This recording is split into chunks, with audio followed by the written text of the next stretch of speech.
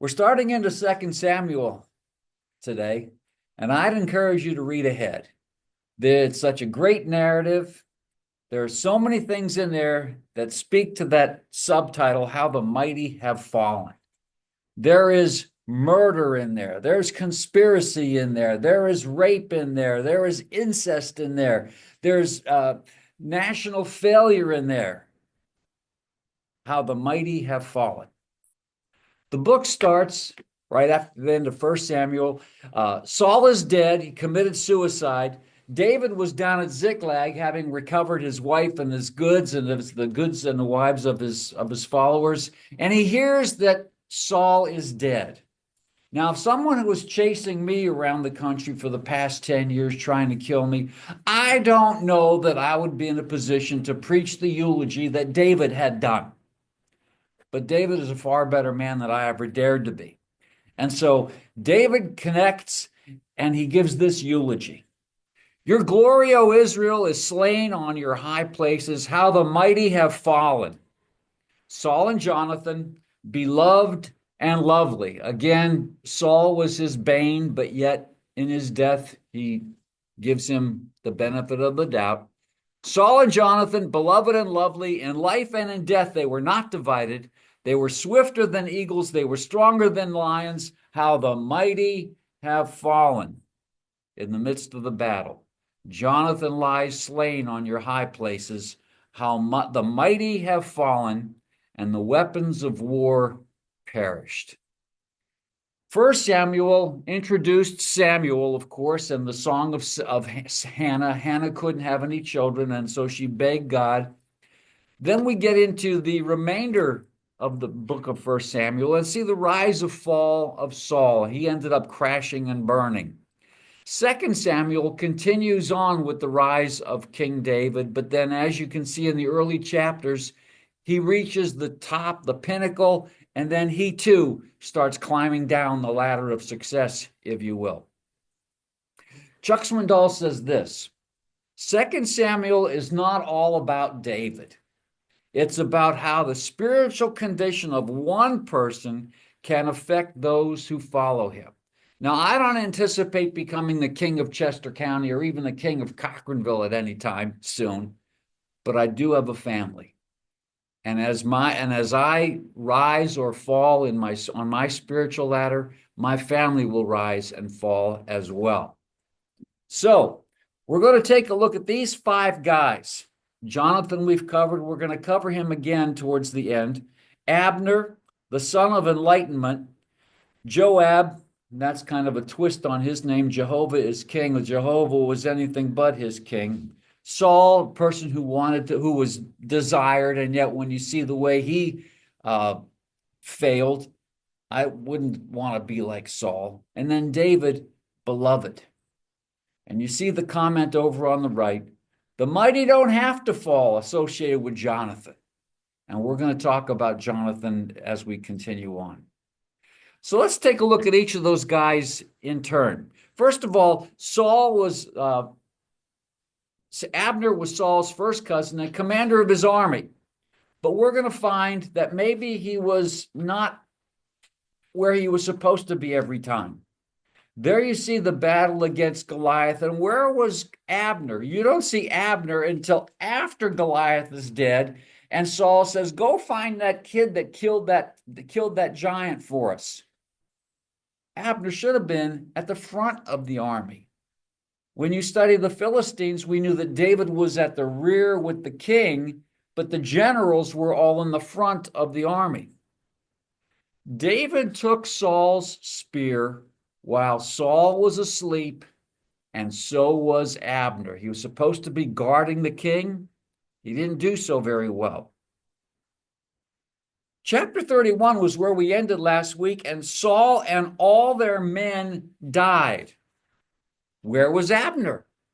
If he was supposed to be the bodyguard, which would have been his justification for being at the rear of the army in the Goliath's battle, where was he when his king failed? Did he desert? We don't know. A prince who died as a fool. Abner wanted Saul's family to continue to be king. And so there was a bit of a civil war there. And at one point, there was a truce and there was a war games between Joab's men, and Abner's men. And what happened was they all died. Abner disappears, as is his wont. And one of Joab's brothers, Asahel, follows after him. Asahel is known as a speedy runner. He's catching up to Abner. Abner keeps calling back and saying, I have no quarrel with you. Why are you chasing me? Finally, Asahel catches up to Abner. Abner takes the butt end of his spear and holds it out, and Asahel, running so fast, runs onto the spear and dies. Joab, according to the Mosaic law, becomes the avenger, and he's tracking down Abner. Abner had an opportunity to get to Hebron, which means fellowship. It's a city of refuge. The way a city of refuge would work, if you killed somebody by accident, manslaughter, if you will, you go into the city of refuge and you have sanctuary there until the high priest dies, and then you're judged. Abner's coming to the gates of Hebron. Joab steps out and kills Abner. Once again, David has an opportunity to preach a eulogy, and he preaches this in chapter 3. And the king lamented over Abner, saying, should Abner die as a fool dies? Do you not know that a prince and a great man has fallen this day in Israel? And what we're going to see is that attribute, a prince who died as a fool, doesn't just apply to Abner, it applies to David as well. So now let's take a look at Joab. Joab is David's nephew. You find all this stuff is all in the family. Joab is David's nephew. He is their commander, his commander-in-chief. I just talked about him murdering Abner. He conspired against Uriah and actually caused the murder of Uriah. He murdered Absalom, and we'll be getting to that. We're 18 chapters ahead of ourselves. Absalom revolts against David. David retreats. Absalom and David have a civil war. Absalom gets his hair tangled up in an oak tree, and Joab throws some spears through him and kills Absalom. Joab also murders Amasa, another one of his cousins. Amasa was put in charge of the army. Joab didn't like that idea. He pulls out his dagger and doesn't just kill Amasa. He rips up his innards pile out. He's bleeding to death, and Joab makes the army march across in sight of Amasa. And so ultimately, Joab is killed by order of Solomon after David is dead and gone. How the mighty have fallen. We're not going to read these verses, but we're going to rehearse what happened to Saul. He had a great head start. His dad was rich. He was handsome. He was taller, a shoulder up than any of the others. He had everything going for himself. And then you find increasing levels of disobedience. Samuel and Saul had an appointment. They said, in 7 days, let's meet, let's have a sacrifice. Saul shows up first, gets impatient, encroaches the office of the priest, offers up the sacrifice, and then Samuel shows up. In fighting with the Philistines, Saul makes a vow, and he says, anybody who eats before sundown, you're going to die. We have to take care of these Philistines. And sure enough, Jonathan, not knowing about the vow, tipped the end of his spear into the honey and took a taste. And then we see that the Lord rejects Saul. The command was to go against the Amalekites, kill all the Amalekites, kill all their goods, certainly kill the king. And Saul comes back with the best of the sheep and the king. And Samuel says, what meaneth the bleating of the sheep? It's better to obey than to sacrifice. And so Samuel went, took the sword. Samuel killed Agag. And then ultimately, the jealousy, and we've talked about this song so many times. Saul has killed his thousands, but David killed his 10,000s. Saul tries to kill not just David, but his own son over the jealousy that he had. We find that David retreats. He visits the high priest. The high priest gives him the sword of Goliath and the showbread. David leaves. Doeg the Edomite sees all this, reports it to Saul, and Saul says, "Do them in." Doeg goes and kills the high priest, kills 85 other priests, kills all their families. Saul finally goes and he consults with the witch at Endor and finally commits suicide. But we're going to take our focus. So far, we've talked about these key people within the book and how every one of them, how the mighty have fallen. We're going to take a look at David. David is a picture of true faith. His name is recorded in Hebrews chapter 11, but he's also a picture of faltering faith. And I can put my feet into his shoes virtually every day of the week. We hear him referred to as the sweet psalmist of Israel. We hear him referred to as a man after God's own heart. But I just mentioned that he could be ascribed a prince who died as a fool, and I'll explain that in a little bit. How the mighty have fallen. Now, I've got both an exclamation point there and a question mark there, because I'm going to take that exclamation, how the mighty have fallen, and I'm going to ask the question, how do the mighty fall? Who here has ever taken down a large tree? Okay. Now, someone once asked Abraham Lincoln if he had an hour to chop down a tree, how would he spend his hour? He said 45 minutes sharpening the axe and 15 minutes taking down the tree. But since I was a Boy Scout, I haven't used an axe on a tree, but I've used a chainsaw. And you put in one horizontal slice, and then you make a wedge, and then you start on the back end. And if you have to coax it to go in the other direction, you're smacking it with a wedge. And that tree doesn't go from vertical to horizontal immediately, does it? You take a little cut, maybe you work a little bit more on the hinge, you're tapping on the wedge, and finally it starts moving little bit by little bit. And if you're a novice there, you move away at 45 degrees because that trunk can go anywhere. But that's how the mighty fall. I don't expect to read in a newspaper that tonight you committed murder. I don't expect to find out that tomorrow that you've run away with one of the women in the church. These things happen just like that tree, little by little, until finally down it goes. And that's what happened to David. How the mighty have fallen. So this is a graph, time on the horizontal, spirituality on the vertical. He starts as a shepherd.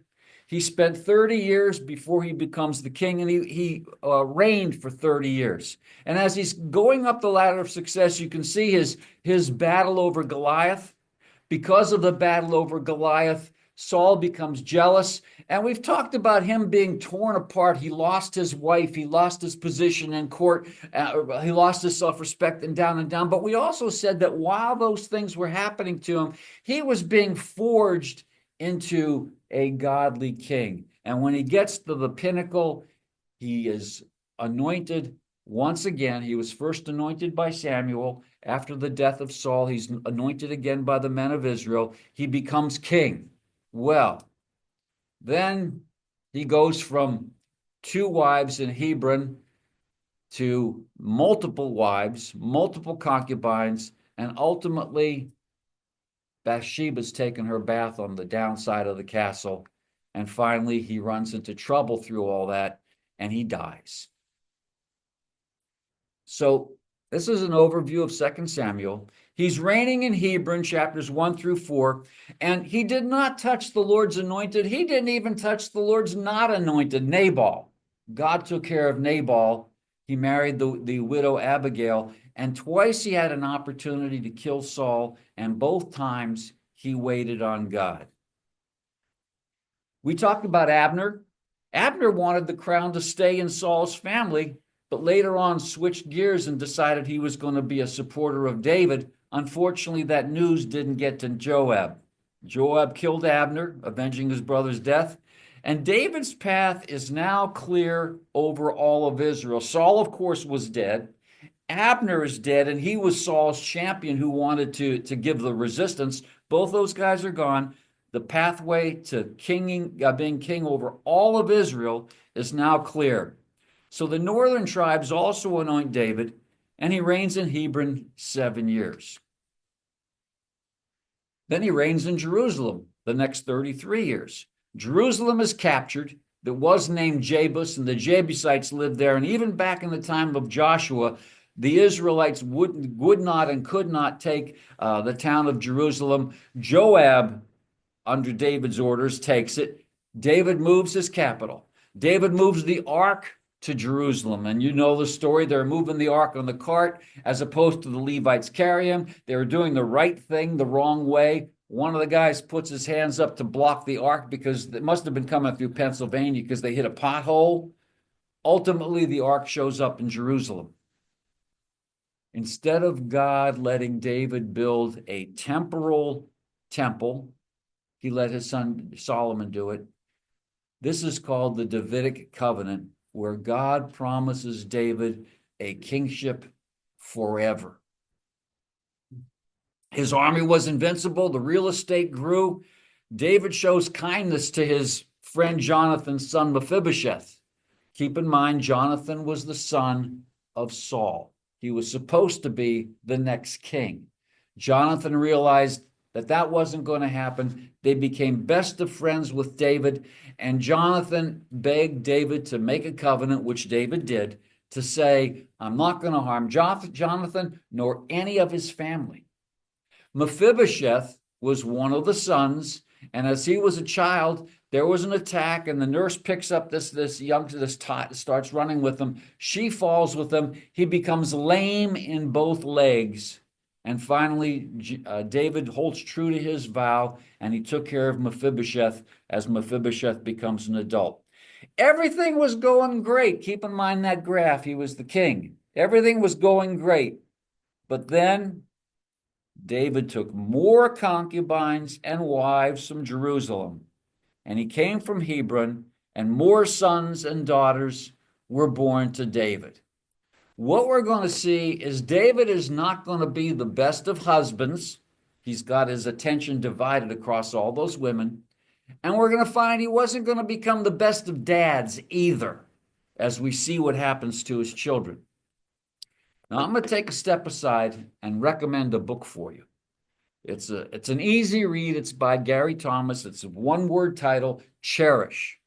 And what it does, everybody in here except this guy that I can think of has been married or are married, all right? And you made this vow to love and to cherish. This book separates and defines what cherish is versus just love. And one of the chapters is saying, for you to truly love your spouse, this is written man to man, but there are some sections in there that apply to the lady, so the book's good for everybody. Man, if you want to really cherish your wife, she has to be your Eve, the only woman in the world. Not the woman that you can compare to because you had sex before marriage. Not the woman that you compare to because you saw some cheerleader on the football game. Not the woman because you've been digging into pornography. She has to be your Eve. David didn't have an Eve. He had Michal. He had Abigail. He had Ahinoam. And when all that was going on, he sees Bathsheba. The fall was there before it even happened. So, getting back to the outline, we've talked about David being king over Israel and king being the high point of his life. Now the troubles start. Troubles within himself. A man after God's own heart. Yet he was a womanizer. He had faith, Hebrews 11, but he had faltering faith. We'll read about the adultery of Bathsheba. We'll read about the murder of Uriah. We'll read about Bathsheba conceiving, but the baby dies. Though David repented and experienced God's forgiveness, his family and his nation would experience turmoil for the rest of his life. So we're moving not just from trouble with David within himself, but now trouble for David's family. That baby of Bathsheba dies. Tamar is raped by his firstborn Amnon. Absalom goes and kills the rapist. And finally, Absalom wants to steal the kingdom away from David, and Absalom dies as well. So his troubles for himself, for his family, and now you see troubles with his nation. Yeah, David had to leave town because Absalom stole the hearts of the people, but upon his return, it wasn't a united nation at that point. There was trouble between the northern tribes and the southern tribes. Sheba, one of the descendants of Saul, wants Saul to be set up. He doesn't want David. He doesn't want Absalom. He wants Saul to come back into town. David crushes that rebellion. And then we get into his final words and deeds. More battles with the Philistines.